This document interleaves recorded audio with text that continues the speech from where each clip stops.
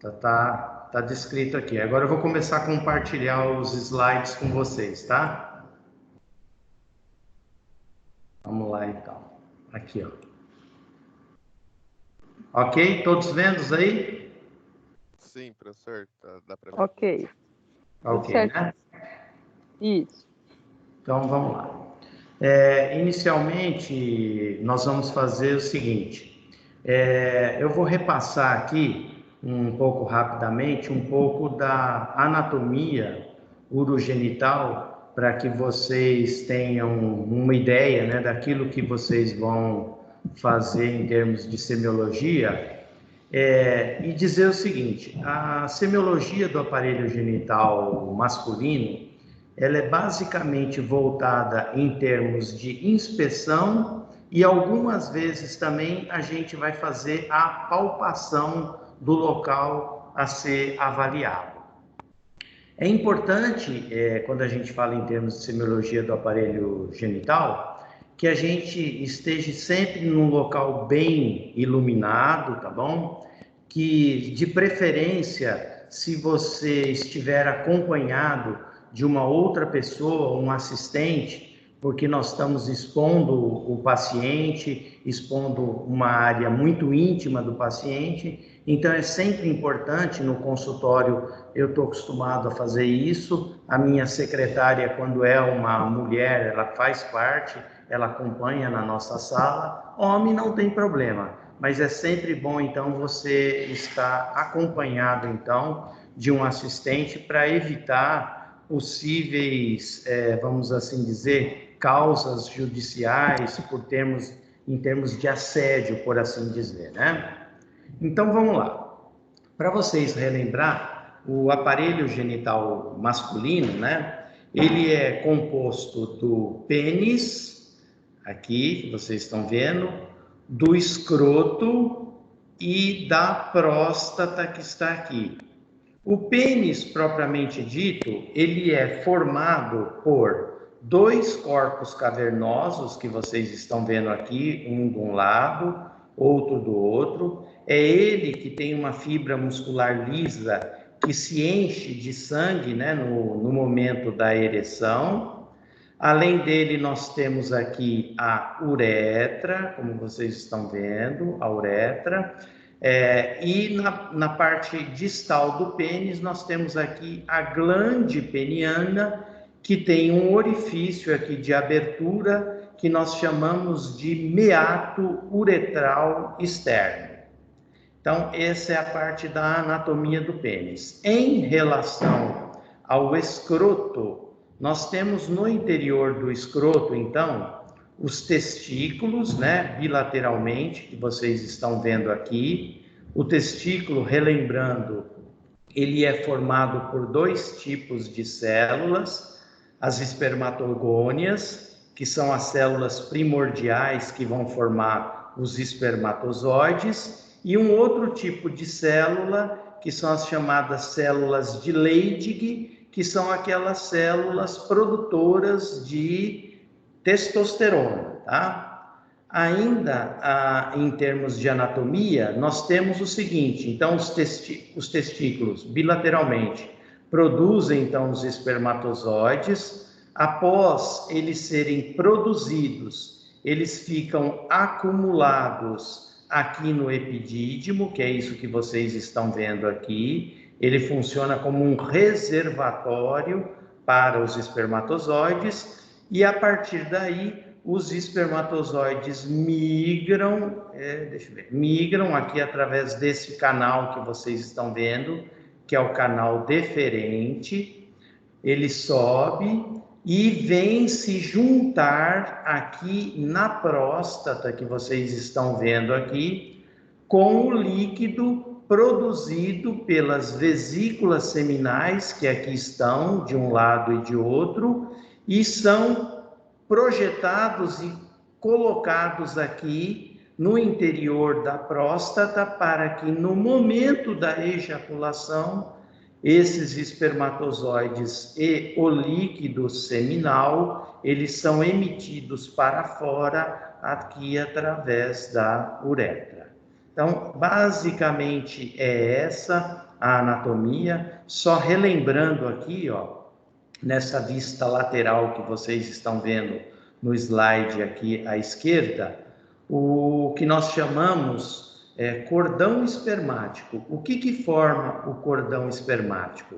O cordão espermático, ele é formado, além do canal que vocês estão vendo aqui, que é o canal deferente, ele é formado por veias, que são as veias do plexo espermático, a artéria testicular, que é a artéria que irriga o testículo, e tem também tecido conjuntivo junto, formando esse chamado cordão espermático. Então, basicamente, do ponto de vista geral anatômico, era isso que eu queria mostrar para vocês. Podemos seguir adiante?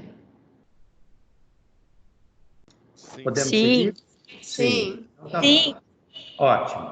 Só para relembrar também aqui, vou mostrar aqui para vocês, então, aqui é a próstata, né? Ela fica na base da bexiga, ó. Aqui vocês estão vendo a bexiga. Aqui na base, logo abaixo da bexiga, nós temos a próstata. Quando a próstata aumenta de tamanho, que é aquele chamado hiperplasia prostática benigna, é ela que comprime aqui, como vocês estão vendo, a uretra. E é ela que causa aqueles sintomas que nós chamamos de sintomas obstrutivos, que é a dificuldade de esvaziar a bexiga por compressão aqui da uretra pelo aumento da glândula que está ao redor de toda a uretra. Por isso que o paciente tem sintomas de obstrução e dificuldade de esvaziamento da bexiga por conta desse aumento que comprime a chamada uretra prostática. Então, nós temos 3 tipos de uretra, voltando para a anatomia aqui, ó. A uretra aqui, como vocês estão vendo, ó, tá vendo? Ó, ela aqui. Nós temos a parte posterior da uretra, que é a uretra prostática, que é essa que vocês estão vendo aqui, ó, uretra prostática. Aí nós temos essa segunda parte da uretra que vocês estão vendo aqui, que é a chamada uretra bulbar, essa curva que vocês estão vendo aqui. E já aqui nós temos a chamada uretra distal ou uretra peniana, que é a parte final que vocês estão vendo aqui, só para relembrar também a anatomia, então. Então, nós vamos lá, deixa eu só colocar aqui vamos ver. Deixa eu passar devagar aqui. Então, agora, ó, importante, algumas coisas que nós vamos falar aqui em relação à semiologia propriamente dita, né? Quando nós vamos iniciar a inspeção da genitália masculina, durante essa inspeção, o que a gente vai procurar então observar? Primeiro, colocar o paciente preferencialmente em decúbito elevado, o paciente em posição de pé à sua frente, e aí nós vamos começar a observar inicialmente a inspeção, o pênis, a bolsa escrotal, e aí nós vamos ter que observar algumas coisas que são importantes a gente relatar quando você estiver fazendo a descrição dos seus achados. Então, no pênis, o que a gente vai encontrar? A gente pode encontrar, por exemplo, lesões, nós podemos encontrar lesões tipo verrucosas, lesões ulceradas, nós podemos observar a presença de secreções saindo do meato uretral externo, para a gente pensar em alguma possível doença sexualmente transmissível. Em relação ao escroto propriamente dito, a gente pode observar, às vezes, processos inflamatórios. Como processo inflamatório, a gente pode observar, então, aumento de volume do escroto, a gente pode observar também na região do escroto lesões, a gente pode ver diferenças de tamanho entre um lado da bolsa escrotal e da outra. E uma coisa muito comum, você pode observar se o paciente foi submetido a alguma cirurgia prévia, como, por exemplo, uma circuncisão, também chamada de postectomia, naqueles casos em que o paciente possui fimose, que nós vamos falar mais um pouco adiante. Observar também o tamanho do pênis. Existe o que nós chamamos, né, de hipogonadismo, na qual o paciente, seja uma criança ou seja um adulto, pode apresentar um pênis infantil, que é um pênis diminuído de tamanho, né?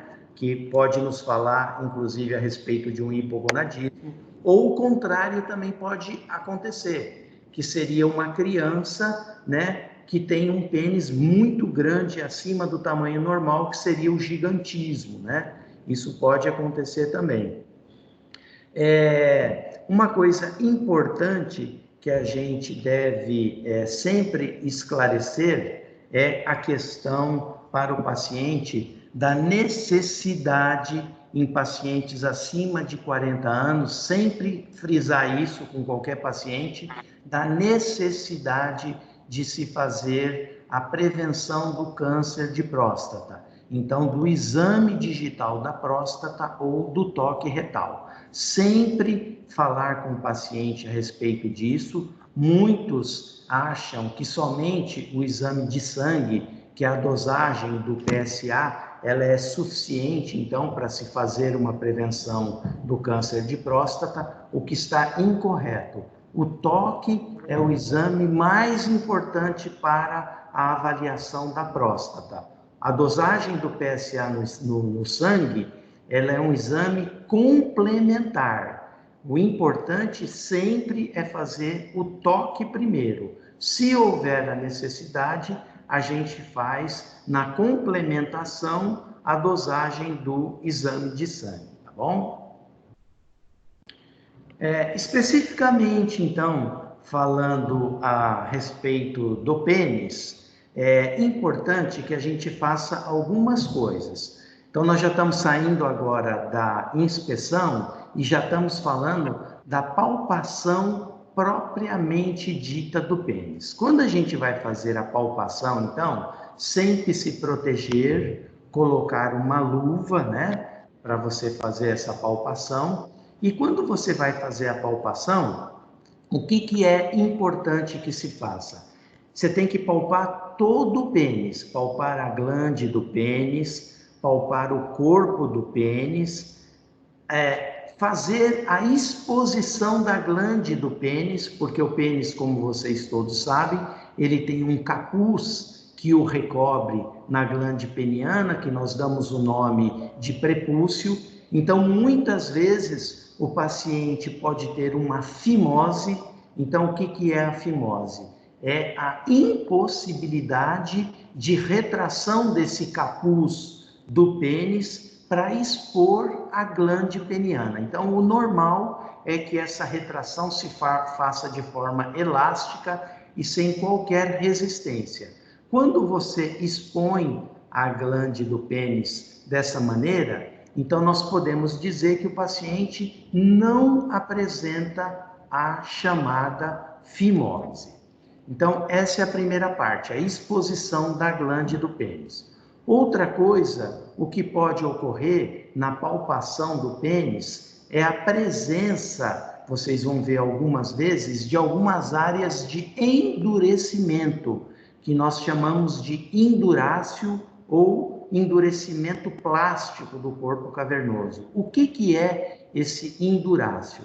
O indurácio, ele é, na verdade, uma patologia que nós chamamos de doença de Peyronie, em que o paciente vai relatar para você que quando ele está com o pênis em ereção, ele apresenta uma curvatura acentuada do pênis. Então, o pênis normalmente ele deve estar retificado. Então, o paciente vai falar para vocês, o pênis, ele quando entra em ereção, ele se curva para baixo.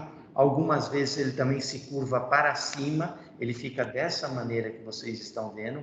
Ou algumas vezes ele pode se curvar para o lado. Então, o paciente relata exatamente isso. Doutor, quando o meu pênis ele está enrijecido, ele apresenta uma tortuosidade muito grande, ela é acompanhada de dor, e eu estou chegando numa fase que, por conta dessa tortuosidade, eu já não consigo mais realizar a penetração vaginal. Aí você vai observar, vai fazer a inspeção, vai fazer a palpação, e quando você palpa o pênis, você vai sentir no corpo cavernoso uma placa endurecida, que é essa placa que eu estava falando para vocês, que é a chamada indurácia.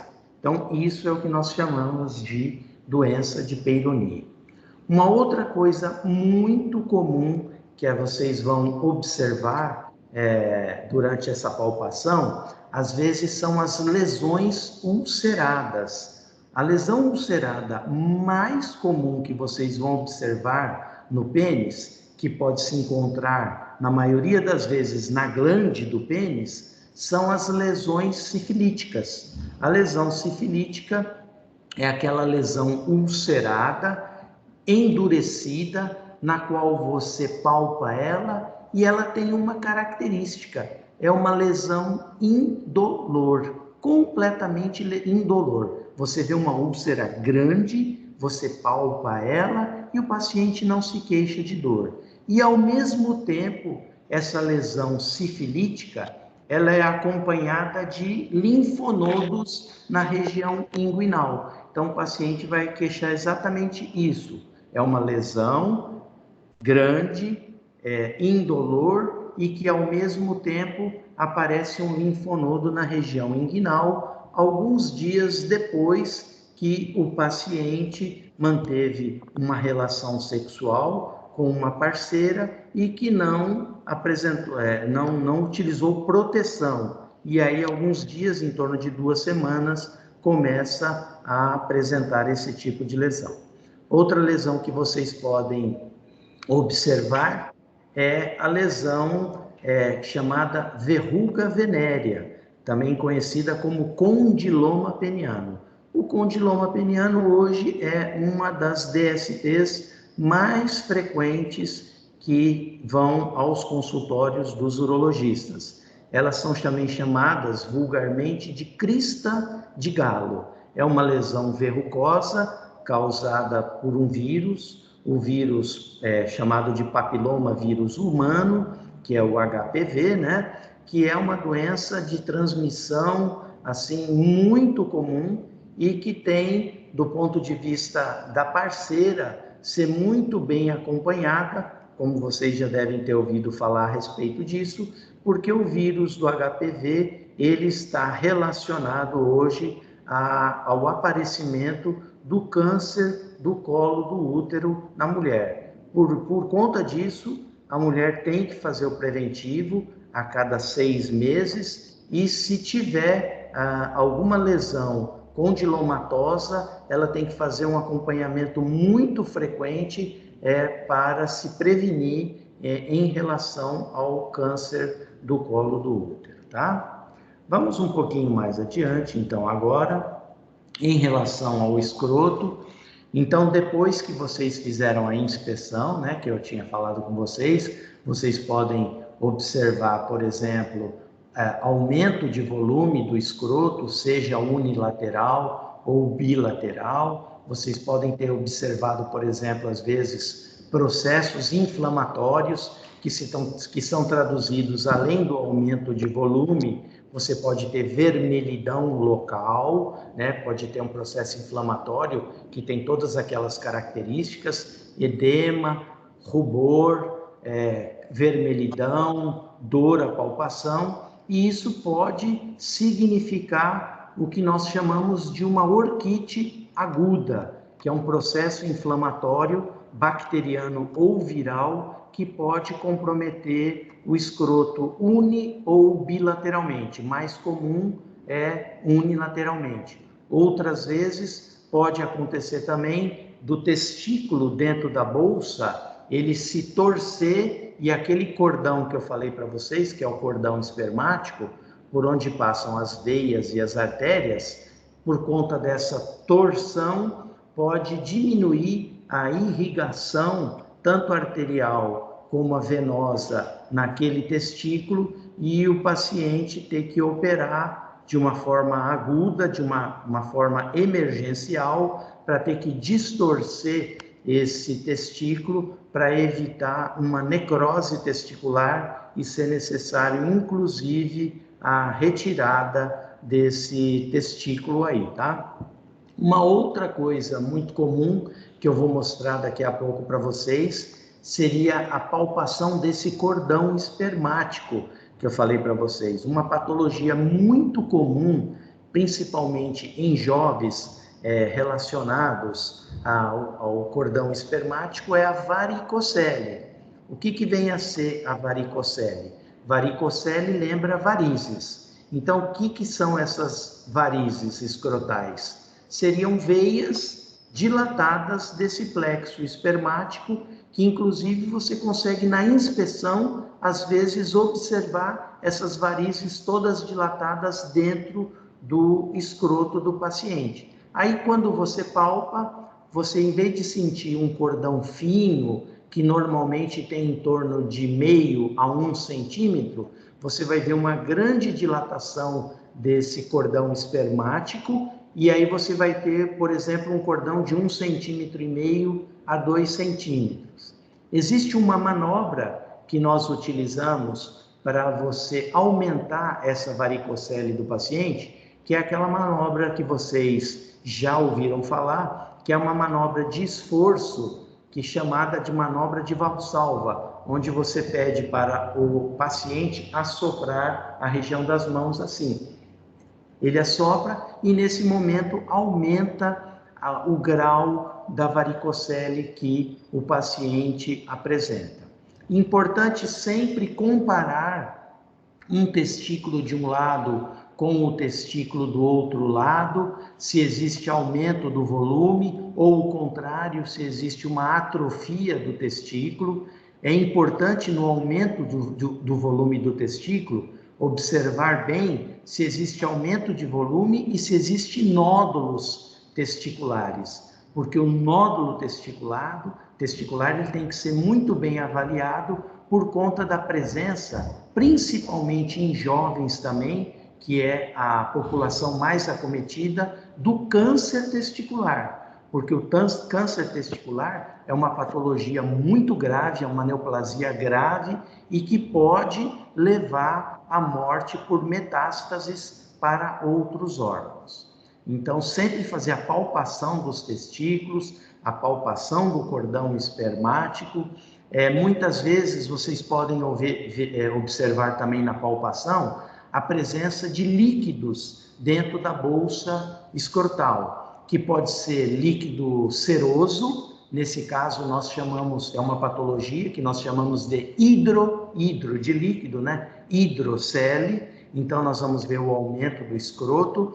E existe um teste que eu vou mostrar para vocês também daqui a pouco, para observar se o líquido que existe dentro da bolsa é um líquido cristalino, que no caso seria uma hidrocele, ou se existe às vezes sangue dentro da bolsa escrotal, que seria uma hematocele. Então existe um teste que nós chamamos de teste da transiluminação, para a gente observar se existe líquido ou às vezes se existe algum conteúdo dentro da bolsa que não deixa passar a luz nessa avaliação. Então, especificamente então em relação ao testículo que eu falei para vocês, fazer a observação, né, a palpação, a avaliação do cordão espermático, né? E é importante também, quando você está examinando o testículo, procurar observar abaulamentos na região inguinal, que pode se traduzir através de uma hérnia, que nós vamos falar um pouquinho mais adiante também, os tipos de hérnia que podem aparecer na região inguinal, na região da virilha e também na região escrotal, que são as chamadas hérnias diretas e as hérnias indiretas. Como volto a frisar para vocês, é importante que você deixe o paciente em decúbito dorsal, em pé, se posicionado à frente dele, para que você faça um exame correto. E chegamos agora à avaliação da próstata. Como eu tinha falado para vocês, como que nós fazemos a avaliação da próstata? Fazemos através do toque retal. O toque retal, ele é primordial hoje em todos os homens acima dos 40 anos, por conta de que o câncer de próstata é uma patologia muito prevalente, é uma patologia que, quando diagnosticado em fase inicial, ela é curável em 95% dos pacientes, seja através de tratamento cirúrgico, seja através de radioterapia, seja através de tratamento hormonal. Quando a gente faz o toque retal, a gente vai procurar duas situações. O crescimento benigno da próstata, que eu tinha falado para vocês no início dessa apresentação, que é o crescimento da próstata como um todo, e que, ao crescer, o que acontece? Como eu havia dito para vocês, a uretra passa no meio da próstata, na saída da bexiga. Quando ocorre a hiperplasia prostática benigna, esse crescimento comprime a uretra e o paciente queixa-se de dificuldade de esvaziamento da bexiga. Diferentemente, o câncer de próstata, ele produz o crescimento de um nódulo, de um pequeno caroço, e normalmente, em 90% dos casos, esse nódulo, esse caroço, ele cresce na periferia da glândula, na parte mais externa da glândula, de maneira que você, fazendo o toque, quando você faz a introdução digital dentro da cavidade retal, quando você faz esse toque, você vai sentir um nódulo. De uma maneira geral, eu vou mostrar para vocês como que é uma próstata tocada e que apresenta uma consistência normal, dita consistência fibroelástica. É como se vocês estivessem apertando com o dedo indicador essa região da mão, a região hipotenar. Você sente, ó, não é mole, é uma consistência fibroelástica. No câncer de próstata, o nódulo é como se você estivesse fazendo a palpação e sentindo uma consistência dura, endurecida, nodular. Seria mais ou menos tocando a ponta do osso do dedo, então aqui. O normal seria isso aqui. Quando existe um nódulo, você sente uma área endurecida e esse nódulo vai ser suspeito nessa situação de um câncer prostático. Aí sim nós vamos dar sequência à avaliação que eu tinha falado para vocês, que seria a solicitação dos exames complementares. Aí depois disso, os exames complementares, seja o PSA, que é o exame de sangue, seja a ultrassonografia para avaliar esse nódulo, chegando até uma biópsia para que você consiga, do ponto de vista anatomopatológico, confirmar o seu diagnóstico, então, de câncer de próstata. Bem, quais que são as posições que nós colocamos o paciente para fazer, então, esse toque retal? Eu, particularmente, prefiro o paciente deitado na maca, ele fica em decúbito deitado na maca, decúbito dorsal, ele flete os joelhos, tá? Ele flete os joelhos. Essa é uma posição menos, vamos assim dizer, desconfortável do paciente. Uma outra que eu não gosto de fazer é aquela posição chamada genopeitoral, ou também chamada de prece maometana, em que o paciente fica ajoelhado, né, como se fosse realmente rezar. Então, é uma posição que eu não gosto. Uma outra posição que pode ser em decúbito lateral, que também é chamada de posição de Sims.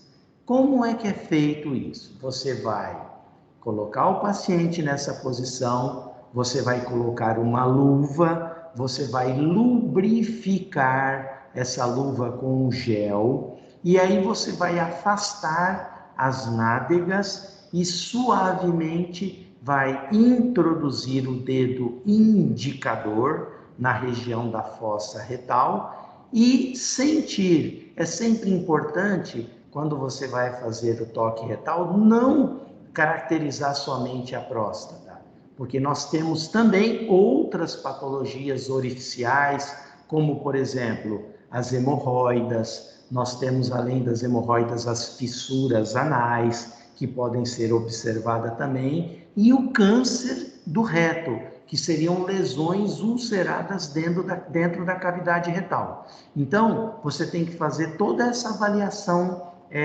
não só relacionada à próstata, mas também relacionada a essa questão ano-retal.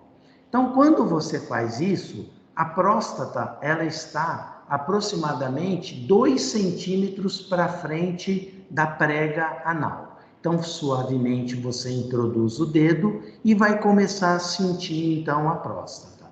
O que nós vamos analisar quando você estiver fazendo o toque retal? Você vai examinar o tamanho dessa próstata, né? Normalmente, quando você toca uma próstata, você não sente uma próstata abaulada para dentro da cavidade retal. Quando ela está abaulada para dentro da cavidade retal, existe um aumento de tamanho. Aí a gente pode chegar à conclusão que pode existir aquilo que nós falamos que é a hiperplasia prostática benigna, que é o aumento global do tamanho da próstata. Então, primeiro o tamanho, depois a consistência da próstata. Então, você vai correr todo o dedo nos 2 lados da próstata. Ela tem 2 lobos, a próstata. No meio dela existe um sulco, que é um pequeno sulco, que é por onde a gente consegue distinguir o lado direito do lado esquerdo da próstata.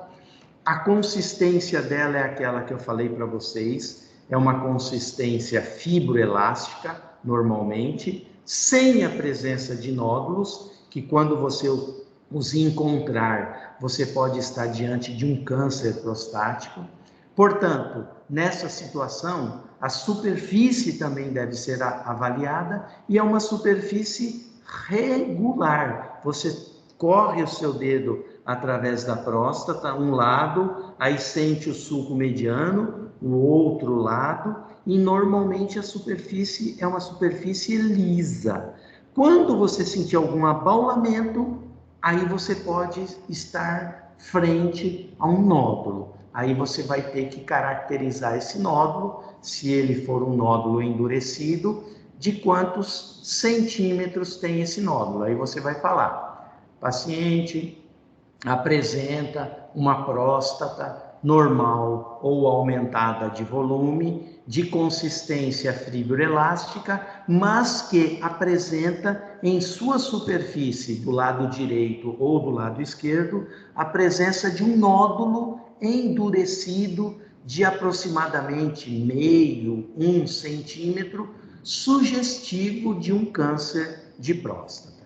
Então, tamanho, consistência, superfície e a sensibilidade, se a próstata ela é dolorosa ou não ao toque. Se for dolorosa ao toque, muitas vezes nós podemos estar diante de uma patologia chamada prostatite, seja a prostatite aguda ou a prostatite crônica. Normalmente a prostatite crônica é indolor. O que é dolorosa é a prostatite aguda. Volto a falar para vocês. Prostatite significa um processo inflamatório agudo da próstata. Se é um processo inflamatório agudo, você vai sentir na próstata o quê? Um aumento de volume, vai ser uma próstata quente, né, por conta do rubor, do aumento da circulação por conta do processo inflamatório, e a sensibilidade vai estar aumentada. Então, seria uma próstata com características dolorosas, um processo inflamatório associado. Eu acho que com essas informações a gente já pode ir um pouco mais adiante, né? Então, vamos lá, vamos continuar aqui então. Vamos lá. Vamos falar um pouquinho aqui a respeito que eu tinha falado para vocês da questão da hidrocele e daquele exame que eu falei para vocês, que é o exame da transiluminação. O que é essa transiluminação? Seria isso aqui, ó. Vocês estão vendo que esse paciente, ó, aqui está o escroto direito e aqui o escroto esquerdo aumentado de volume, tá vendo? Ó, o aumento de volume. Olha a mão do examinador aqui, ó, tá vendo? Trazendo o escroto para cá. Vocês estão vendo aqui que tem uma lanterna na mão dele. Para nós fazermos essa transiluminação, é necessário que você apague as luzes do ambiente em que você está examinando o paciente, um ambiente escurecido, e você vai colocar uma lanterna, tá? Depois de ter escurecido o ambiente, no escroto do paciente, que é isso que vocês estão vendo aqui, ó, a lanterna e aqui o escroto. Percebam que a luz, ela consegue passar através do escroto. Olha que está iluminado aqui, tá vendo? Então significa o quê? Que existe líquido, porque a luz passou aqui através do saco escrotal. Nesse caso, nós dizemos que a transiluminação da bolsa escrotal ela é positiva. Isso acontece porque tem líquido aqui dentro. Então, nós podemos estar diante do quê? De uma hidrocele ou, às vezes, um cisto, que um cisto também, um cisto de cordão, vai ter líquido no seu interior. Quando existe sangue dentro da bolsa escrotal, que eu falei para vocês, que é a hematocele, ou um grande tumor testicular, ou uma hérnia que tem alças intestinais dentro do escroto, a luz não vai se passar. Então, você não vai ver essa claridade no interior da bolsa que vocês estão vendo aí. Nesse caso, nós dizemos que esse teste aí, que é o da transiluminação da bolsa escrotal, ele é negativo. Então, guardem isso. Na hidrocele e no cisto de cordão, a passagem da luz é dita de transiluminação positiva. Na hematocele, no tumor do testículo e nas hérnias escrotais, a luz não passa através da bolsa escrotal, portanto, a transiluminação ela é negativa, tá? Aqui lembrando mais algumas vezes, né, o que eu tinha falado para vocês a respeito do infantilismo, que seria aquelas situações em que o paciente tem um pênis de pequeno tamanho, né, ou o contrário, que seria o virilismo, que seriam crianças que têm um tamanho do pênis acima do normal, né, então nós tínhamos falado a respeito disso. Aqui a respeito da fimose, agora eu vou mostrar para vocês então. Olha aqui, ó, tá vendo? Olha o normal aqui, ó. O normal é que quando se faz a retração desse capuz aqui que vocês estão vendo, que é o prepúcio, o normal é que esse capuz se retraia sem qualquer dificuldade. Então, não existe fimose.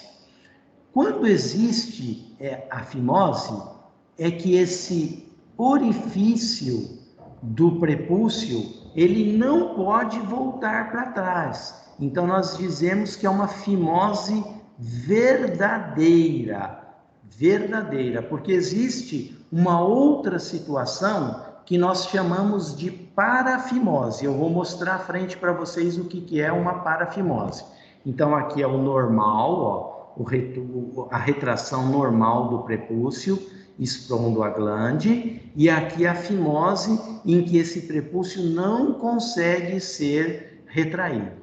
Nós vamos falar agora de uma outra situação, que é a parafimose. Para resolver essa situação aqui que vocês estão vendo da fimose, é uma cirurgia, que é a chamada cirurgia de postectomia ou circuncisão, onde a gente vai retirar essa área aqui que impossibilita a retração da pele para ficar desta maneira aqui. Existe uma coisa muito importante em relação à fimose, a correção da fimose, pelo seguinte: dentro desse capuz do prepúcio, existem glândulas. Vou ligar minha bateria aqui, pessoal, porque está acabando a carga, tá?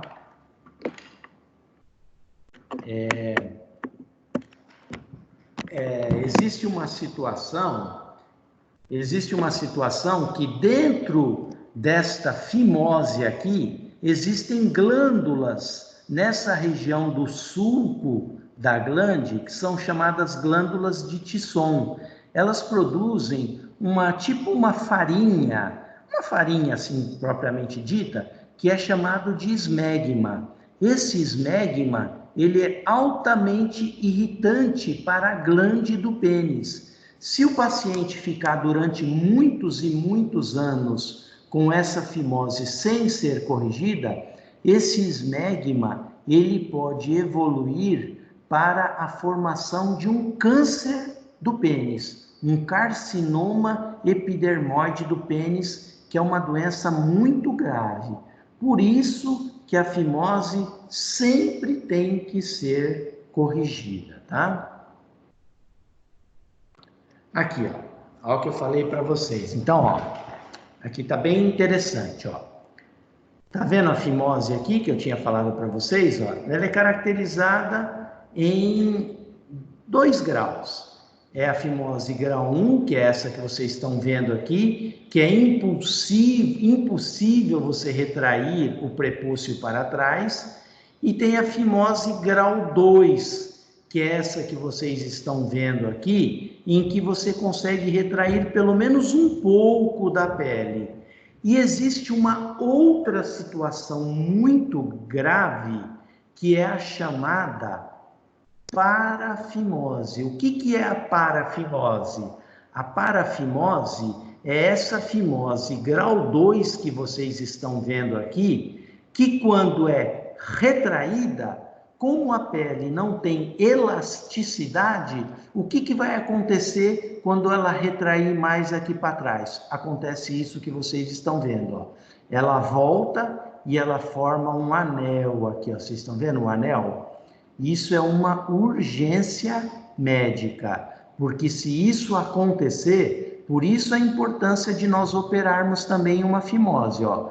Porque se essa pele, ela retrair e formar esse anel aqui que vocês estão vendo, pode acontecer isso aqui embaixo com esse paciente. Fazer o quê? Uma compressão do corpo peniano, gerando uma isquemia, podendo levar a uma necrose do corpo do pênis, e isso que vocês estão vendo aqui. Olha o edema da glande, olha o edema aqui, ó, o edema do prepúcio, o edema da glande, porque esse anel está comprimindo a circulação e impedindo o refluxo venoso. Isso aqui é uma urgência médica. Então, essa é a diferença da fimose para a fimose. Uma outra coisa que pode acontecer é que na fimose pode se formar coleções de bactérias ou fungos aqui no interior da glande, levando ao que nós chamamos de balanite ou balanopostite, que é essa proliferação infecciosa que ocorre na glande do pênis, tá? Professor, Oi. tirar uma dúvida.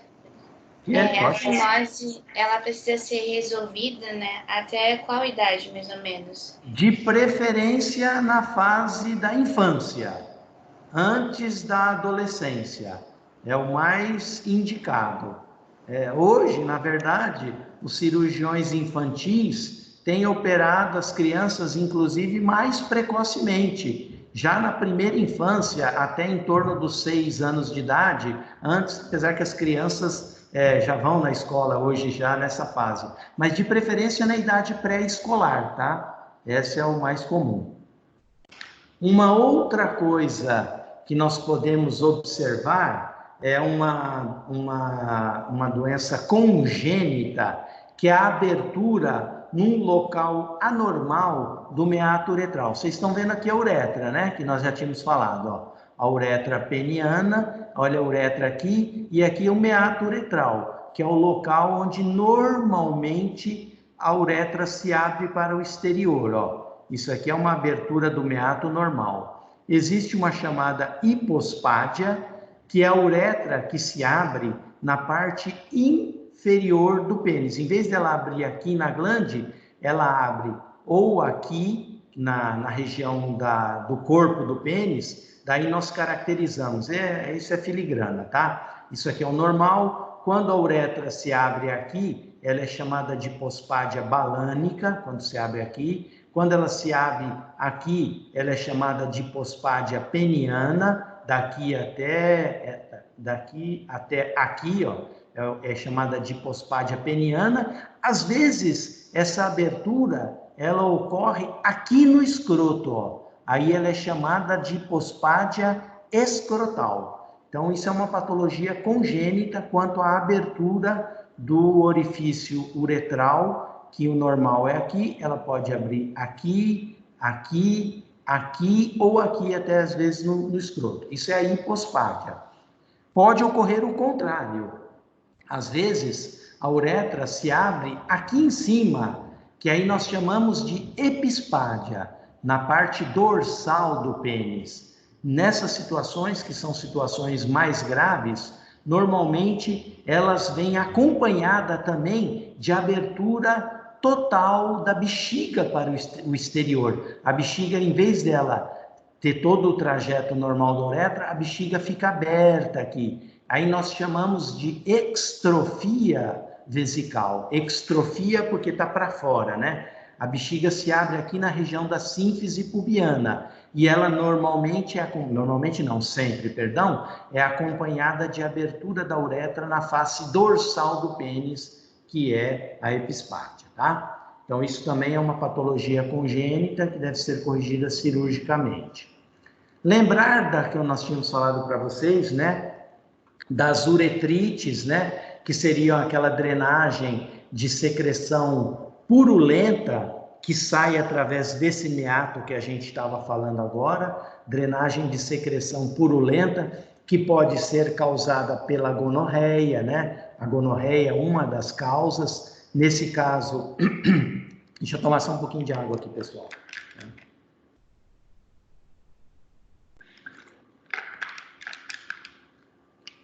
Nesse caso, as características das uretrites, elas podem ser as uretrites específicas, no caso a gonorreia, na qual a secreção tem uma característica, ela é uma secreção abundante, de coloração amarelo esverdeada, tá? E as uretrites inespecíficas, que são aquelas causadas pela clamídia. Essa é uma característica da clamídia, de ter pouca secreção, ela ser predominantemente matinal, e em vez de ser amarelo esverdeada, ela tem uma coloração esbranquiçada. Temos as verrugas que eu falei para vocês, os condilomas, causados então pelo papilomas vírus humanos, relembrando que eu tinha falado para vocês da doença de Peyronie, que é aquela curvatura anormal do pênis. Existe também o chamado priapismo. O que é o priapismo? Muitas vezes chega lá no pronto-socorro, os colegas da emergência nos chamam, falam o seguinte: ô doutor, nós estamos com um paciente aqui que chegou com um quadro de uma ereção prolongada, ele está aproximadamente 5 horas com ereção, essa ereção não cede, então ela é uma urgência médica, porque essa ereção prolongada e dolorosa do pênis, que tem uma característica sem desejo sexual, é uma ereção espontânea, tá? Que fica prolongada, dolorosa, sem desejo sexual, e que se você não fizer a drenagem desses corpos cavernosos, ela pode evoluir por uma fibrose do corpo cavernoso e o paciente sequencialmente depois vai ficar com uma impotência sexual. Existe uma patologia hematológica que pode cursar com priapismo, que é a anemia falciforme. Geralmente acontece isso. Eu tenho um paciente que, via de regra, a cada 2, 3 meses, ele é da raça negra, né? Que vocês sabem que a anemia falciforme é mais comum na raça negra. Ela é uma patologia que cursa com priapismo, então a cada 2, 3 meses tem que ir lá para drenar o corpo cavernoso por conta desse priapismo do paciente. Os edemas da bolsa escrotal, que podem se apresentar secundário a doenças locais ou doenças sistêmicas, como por exemplo na anasarca, que é o edema generalizado que qualquer um paciente, às vezes com insuficiência cardíaca, com pouca proteína no organismo pode desenvolver, né? Ou um paciente renal crônico também, ele pode ter um edema generalizado no corpo e esse edema pode se apresentar também no escroto. Então, seria um edema escrotal. A orquite aguda, que eu falei para vocês, né? Que é aquela situação que a gente tem que diferenciar. Orquite, como o próprio nome já diz, processo inflamatório agudo do testículo, vai se traduzir através do aumento do volume, então aumento de volume do saco escrotal, presença de sinais inflamatórios, de rubor, de calor, intensa sensibilidade, o paciente tem uma dor que só de você tocar no testículo, o paciente já tem uma retração importante de dor, e sempre fazer o diagnóstico diferencial de uma orquite aguda para uma torção testicular. Normalmente, esse diagnóstico diferencial, ele não é feito através do exame clínico, tá? Não dá para você diferenciar uma orquite aguda de uma torção só através do exame clínico, porque o paciente ele tem muita dor e você não consegue, na maioria das vezes, fazer esse diagnóstico diferencial. Existe um teste chamado teste de Prem, mas ele dá muito falso diagnóstico. Então, o diagnóstico é feito através de ultrassom. Na orquite, o que acontece na orquite aguda? Como é um processo inflamatório, o ultrassom vai nos mostrar que o testículo está extremamente vascularizado, tem muita circulação no testículo, você consegue ver os vasos muito bem vascularizados. Na torção, como eu havia falado para vocês, como existe uma torção do testículo, o que vai acontecer? Esses vasos estão comprimidos, então nós vamos ter isquemia no testículo. Então, quando você faz o ultrassom, você não vai ver o quê? Aquela vascularização intensa como ocorre na orquite aguda. E a epididimite, que semelhante à orquite, seria inflamação do epidídimo, que é aquele local que eu tinha falado para vocês, que é onde ficam depositados os espermatozoides, tá? Aqui, aquilo que eu tinha falado para vocês, da varicocele, ó, relembrando novamente a varicocele, ó. Olha as varizes, ó. As varizes, elas podem ser vistas aqui, ó, diretamente na bolsa escrotal. A varicocele, ela é mais comum do lado esquerdo do escroto, ó. Normalmente, por conta dessas varizes, normalmente o que nós vemos? Uma assimetria da bolsa escrotal. Normalmente na varicocele, o escroto do lado esquerdo é mais baixo do que o escroto do lado direito.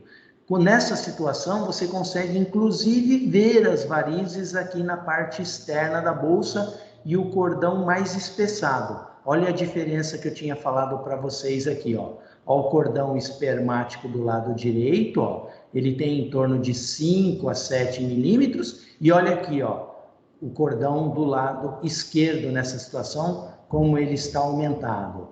Ele é mais comum, essa patologia ela é muito mais comum do lado esquerdo por conta da drenagem venosa do lado esquerdo, onde as veias espermáticas, elas seguem um longo caminho e vão desembocar lá na veia renal. Então, isso geralmente causa uma insuficiência vascular nas veias que drenam o testículo, então. A gente faz nessa situação, se você quiser fazer aquela manobra que eu falei para vocês, a manobra de Valsalva, você pede para o paciente fazer a manobra de Valsalva, quando ele assopra, você aumenta mais ainda a espessura desse cordão espermático. Além disso aqui, ele vai ficar mais espessado ainda, tá? Então, basicamente é isso aí. Lembrar, como nós falamos para vocês, né? Então, da hidrocele, que é o líquido dentro da bolsa escrotal como um todo. Pode haver um cisto nesse cordão que eu tinha falado para vocês. Pode haver sangue, né? Por conta de traumatismos, né? Acidentes, boladas.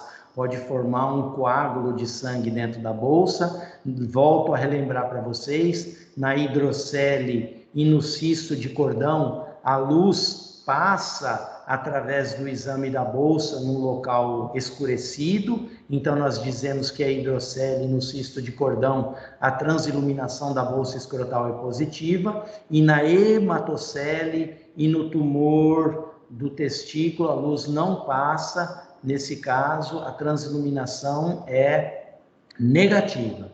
Uma outra coisa que vocês podem observar na inspeção é a chamada criptorquidia. O que é criptorquidia? É a ausência do testículo de um lado ou de ambos os lados da presença do testículo dentro da bolsa escrotal. É importante o diagnóstico de criptorquidia porque ela é uma correção cirúrgica. Quando existe o testículo, né? Porque o testículo ele pode não estar ali, mas às vezes ele pode ser um testículo que está um pouco mais alto, ele pode estar na região inguinal. Nessa situação, a gente tem que corrigir essa criptorquidia e fazer uma cirurgia para trazer o testículo para dentro da bolsa escrotal novamente. Por que fazer isso? Porque testículos fora da bolsa escrotal podem sofrer um processo de malignização e, na fase da adolescência ou na fase adulta, pode se transformar em um câncer do testículo. Então, é importante a correção, então, da criptorquidia cirurgicamente. E, finalmente, as chamadas hérnias, né? Que nós tínhamos falado aquela hora também, que nas hérnias inguinais e inguino-escrotal, a transiluminação também ela é negativa, a luz não passa. Nós temos aqui diversos tipos de hérnias, né? As hérnias incisionais, que são aquelas que podem se formar em incisões da cavidade abdominal. Uma hérnia umbilical também é comum, seja através de uma cicatriz ou do próprio umbigo propriamente dita. Temos as hérnias na região inguinal, seja a hérnia direta, que eu vou falar para vocês daqui a pouco, a hérnia direta, que ela passa medialmente ao cordão espermático aqui na região da virilha, ou as hérnias indiretas, que são aquelas que descem através do próprio cordão espermático e que podem vir, inclusive, até aqui no testículo, tá? Então, vamos ver isso aí agora, ó. Então, aqui, para a gente examinar uma hérnia inguinal, importante que o paciente esteja de pé. Por que ele tem que ficar de pé? Porque uma hérnia na região inguinal, quando você deita o paciente, muitas vezes a hérnia some. Se você manter o paciente deitado, você não vai conseguir ver a hérnia inguinal ou, às vezes, a própria hérnia escrotal que volta para dentro da cavidade abdominal. Então, como que a gente faz? O paciente permanece de pé, você observa a área inguinal com o paciente fazendo aquela manobra de Valsalva, ó, paciente fazendo força, e você introduz, ó, olha aqui, ó, introduz o dedo na região do orifício inguinal para você observar esse saco aqui, que é o saco herniário. Veja, ó, que a hérnia está deslizando aqui através desse anel que vocês estão vendo, que é o anel inguinal interno. Esse aqui é o anel ou orifício inguinal externo. Qual que é a diferença da hérnia, que eu vou mostrar para vocês agora, da hérnia direta para a hérnia indireta? A hérnia direta, ela vai estar sempre aqui, ó. Você vai introduzir o dedo e a hérnia vai estar aqui. Aqui é o canal inguinal, olha aqui, ó, o cordão espermático subindo aqui, ó, que eu tinha falado para vocês, ó, o cordão espermático. Aqui é o orifício inguinal externo, esse aqui, e aqui é o orifício inguinal interno. Na hérnia direta, a hérnia se forma aqui, lateralmente, nessa região aqui, ó, aqui. Na hérnia direta, ela desliza através desse canal aqui que vocês estão vendo. Pode aparecer aqui e descendo ela pode vir até aqui o escroto. Então, na hérnia direta ela está aqui e na hérnia indireta ela desliza através do canal. Vamos ver isso, ó. Aqui, ó, tá vendo? Ó, a diferença, ó. Ó, a região da virilha, olha, vocês estão vendo aqui, né? Ó, o canal inguinal e olha o cordão espermático aqui, ó, tá vendo? Ó, o cordão espermático. Veja que na hérnia direta, por uma flacidez da parede abdominal aqui, faz-se uma projeção do peritônio lateralmente ao cordão espermático. Ó, veja que ela não está descendo através do cordão espermático, ela está aqui medialmente. Então, essa é a hérnia inguinal direta. Na hérnia inguinal indireta, o saco herniário, ele passa, é isso que eu falei para vocês aqui, ó, ele desce por aqui, ó, dentro, ó, ele desce dentro do canal inguinal, olha aqui, ó. Então, ó, direta, ó, ela passa medialmente e na indireta ela desce aqui, ó, junto com o anel inguinal e com o saco herniário. Eu acho, pessoal, que o que eu tinha que falar para vocês era isso daí. Vocês querem fazer alguma consideração? Professor? Oi. O senhor pode voltar na parte que fala de como é que seria para a palpação da hérnia pelo orifício inguinal? Volto aqui, ó. Aí. Essa. Aqui. Tá vendo o dedo, ó? O dedo sendo introduzido aqui, a bolsa, ó. A gente, dentro da bolsa, nós temos um orifício aqui, ó. Esse é o orifício inguinal externo. É que tá bem aqui, ó, na bolsa, tá vendo? Ó? Se você introduzir o dedo aqui, você vai cair aqui dentro desse orifício. Você consegue descer aqui, ó, subir e sentir o canal inguinal. Essa aqui é a manobra que você faz. Quando você introduz o dedo ali, você pede para o paciente fazer a manobra de Valsalva, você sente o saco herniário batendo no seu dedo. Isso daqui é a hérnia indireta. Entendi. Obrigado, professor. Nada. Mais alguma questão, pessoal? Gostaram da aula? Deu para esclarecer? Muito boa aula, professor. Obrigado. Sim, pronto. Muito boa. Muito boa, professor. Sim, professor. A aula foi muito boa. bom. Muito obrigada, professor. Acham que chegamos ao objetivo, apesar de não ser presencialmente, deu para alcançarmos o objetivo de ter uma compreensão? Sim. Chegamos, foi muito boa. Professor, outra dúvida. Os testículos, eles precisam ser do mesmo tamanho, então? Não, Eles podem não. ser levemente diferentes. Pequenas alterações no tamanho são normais. Por exemplo, na varicocele, normalmente na varicocele, o que a gente pode observar é que eu não entrei na fisiopatologia da doença, né? Mas assim, para esclarecer você, vamos falar um pouquinho da fisiopatologia da doença. Na fisiopatologia da varicocele, o que acontece? São varizes, não são? São varizes.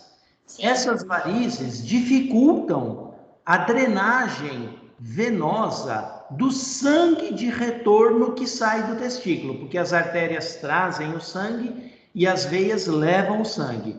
como as varizes são dilatações venosas, esse sangue que fica acumulado aqui na bolsa escrotal, ele aumenta a temperatura aqui dentro do escroto. Esse aumento da temperatura do escroto é extremamente deletério para a produção dos espermatozoides.